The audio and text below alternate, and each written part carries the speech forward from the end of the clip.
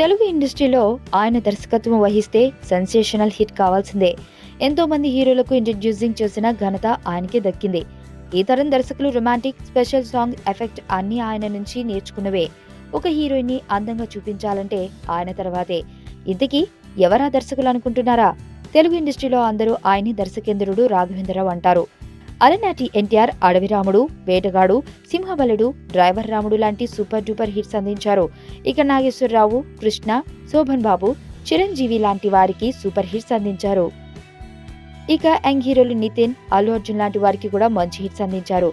నిన్నటి తరం దర్శకులంతా ఇప్పటి కథానాయకులతో అప్డేట్ కాలేక తెరమరుగై కనుమరుగైపోతే, ఇక రాఘవేంద్రరావు మాత్రం ఇంకా ఇప్పటికీ కుర్ర దర్శకులతో పోటీ పడుతూ ఇప్పుడు కూడా హిట్ మూవీస్ తీస్తూ దూసుకుపోతున్నారు.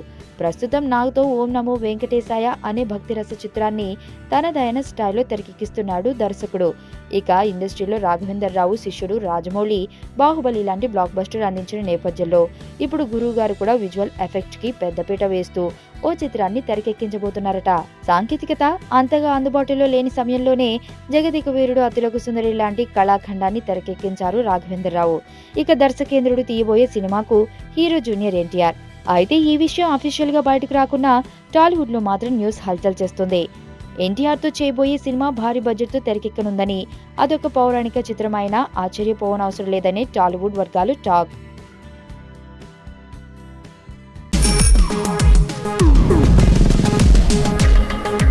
ప్రపంచంలో ప్రతి ప్రేమ కథ మధురంగా ఉంటుంది. మనది మనకు మరీ అద్భుతంగా ఉంటుంది. నా ఫీలింగ్స్, ఎక్స్ప్రెషన్స్ అన్నీ పేపర్ మీద రాసి తనకి ఇస్తాను రా.